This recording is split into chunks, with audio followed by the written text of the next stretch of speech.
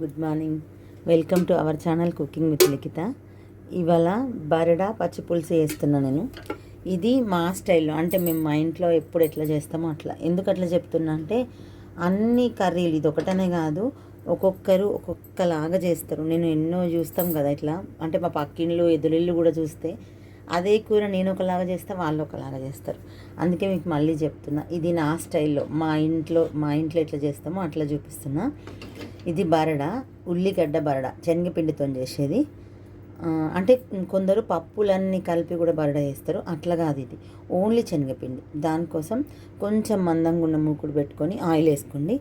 దీనికి అన్నిటికంటే ఒక చుక్క ఎక్కువ ఆడుతుంది ఆయిల్. ఇప్పుడు ఈ ఆయిల్ ఆగింది కదా, కొన్ని ఆవాలు ఎక్కువ అవసరం లేదు, కొంచెం జీలకర్ర మాత్రం ఎక్కువ, కొంచెం ఎక్కువ, అది కూడా మరీ ఎక్కువ అని కాదు. కొంచెం మినప్పప్పు మీకు ఇష్టం ఉంటే వేసుకోండి, లేకపోతే స్కిప్ చేసేయండి. నాకు మినప్పప్పు కొంచెం, ఇది పొట్టు మినప్పప్పు కదా, జర హెల్త్కి మంచిది, ప్లస్ నాకు ఈ మినప్పప్పు ఫ్లేవర్ అంటే చాలా ఇష్టం, అందుకని నేను వేస్తాను. ఇప్పుడు ఇది ఫ్రై అయింది. ఇది కల్లెమాకు, కొత్తిమీర, ఉల్లిగడ్డలు 3 ఉన్నాయి దీంట్లో. ఇవి 2 పెద్ద ఉల్లిగడ్డలు, కొంచెం లావు కట్ చేసుకోండి. మా ఆయన కట్ చేయమంటే మర్చిపోయి సన్నగా కట్ చేసేసింది. చిన్న ఉల్లిపాయలు ఉంటాయి చూడండి, అవి అట్లనే వేసుకున్నా కూడా సూపర్ టేస్ట్ ఉంటాయి.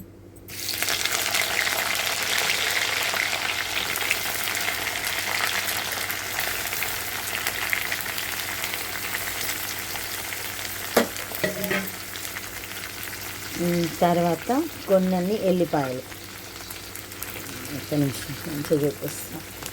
ఇగో ఇన్ని ఎల్లిపాయలు ఇట్లానే వేసేస్తున్నా, దంచాల్సిన అవసరం లేదు. ఇప్పుడు ఇట్లాంటి స్పూన్ తీసుకోండి, అంటే జల్లిలాగా కాదు, ఇట్లా షార్ప్ ఉంటుంది చూడండి, అట్లా ఇది షార్ప్ ఉంది కదా, మనం దోశలు తీస్తాం చూడండి, అట్లాంటిదైనా సరే.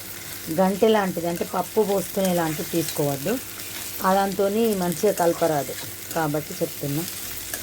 ఇప్పుడు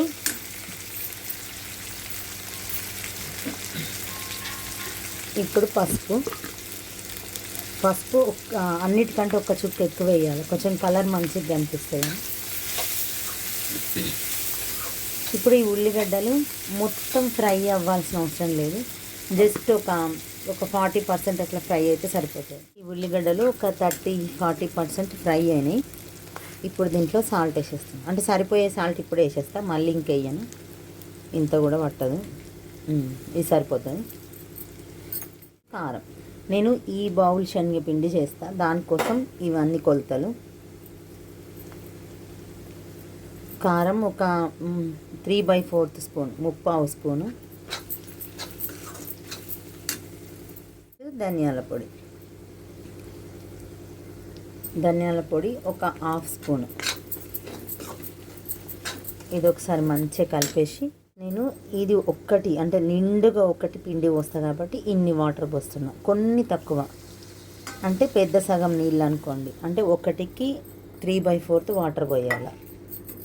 ఇవి వాటర్ అనేది మంచిగా మసలాల, అంటే మరగాల, అప్పుడే మనం వేసే శనగపిండి మంచి టేస్ట్ వస్తుంది, ప్లస్ శనగపిండి మంచిగా ఉడుకుతుంది, లేకపోతే పచ్చి వస్తుంది. వాటర్ మంచిగా మరుగుతున్నాయి కదా, ఇప్పుడు శనగపిండి ఇది నిండా ఉంది, ఇది దీంట్లో డైరెక్ట్ వేసేస్తాను.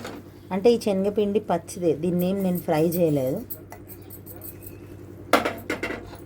అంటే డ్రై రోస్ట్ కానీ ఆయిల్ వేసి కానీ ఏ రకంగా కూడా నేను ఫ్రై చేయలేదు శనగపిండిని, పచ్చి శనగపిండి. ఎందుకంటే ఇప్పుడు ఈ ఉల్లిగడ్డలతోని కారంతో చాలా, అంటే ఒక 5-10 మినిట్స్ ఉడుకుతుంది, అప్పుడు మంచిగా ఫ్రై అయిపోతుంది, అది సరిపోతుంది అంత మాత్రం, కాబట్టి మళ్ళీ ఫ్రై చేయాల్సిన అవసరం లేదు. దీన్ని మెల్లగా జాగ్రత్తగా కలపాలి, లేకపోతే ఇట్లా పోయి అంతా పడుతుంది ఇది. ఇప్పుడు ఇట్లా మెత్తగా అనిపిస్తుందా, మంచిగా ఫ్రై అయిపోయాక పొడిగా అవుతుంది.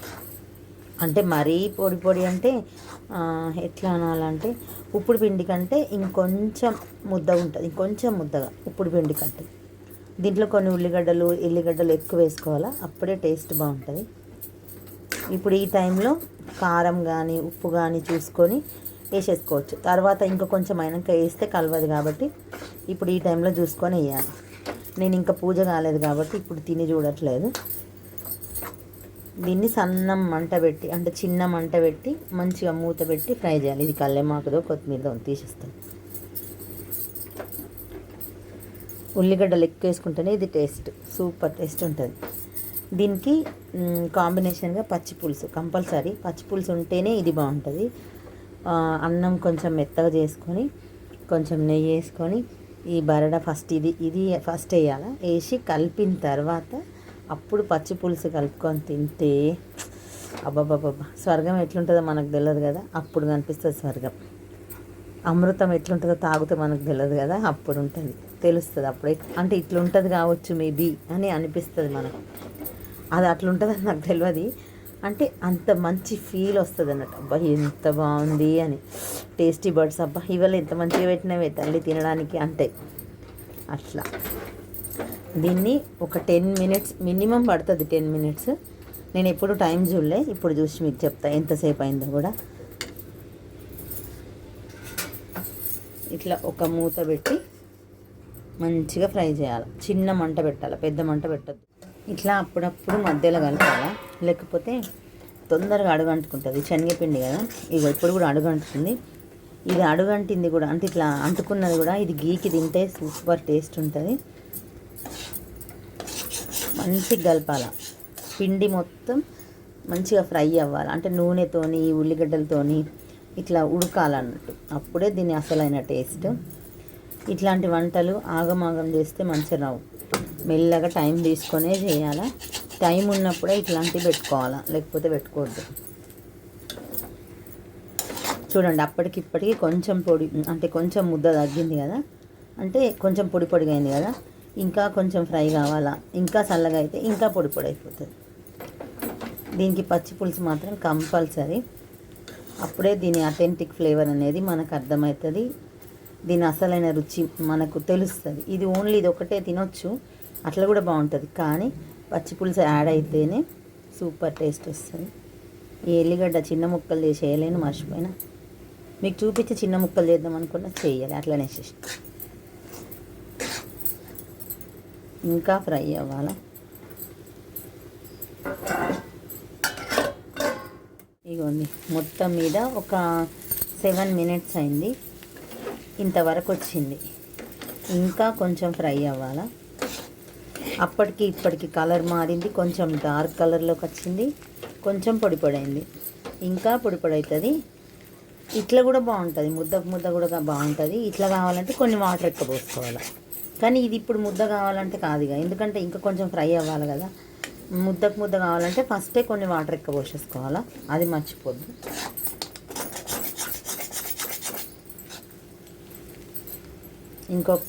మేబీ ఇంకొక 5 minutes. తెలిసిపోతుంటుంది, స్మెల్లే మారిపోతుంది. ఇట్లా శనగపిండి ఫ్రై అయితే ఒకలాంటి మంచి స్మెల్ వస్తుంది కదా, ఆ స్మెల్ వస్తుంది. చూద్దాం ఇప్పుడు మొత్తం మీద 12 minutes ఫ్రై అయింది. మొత్తం మీద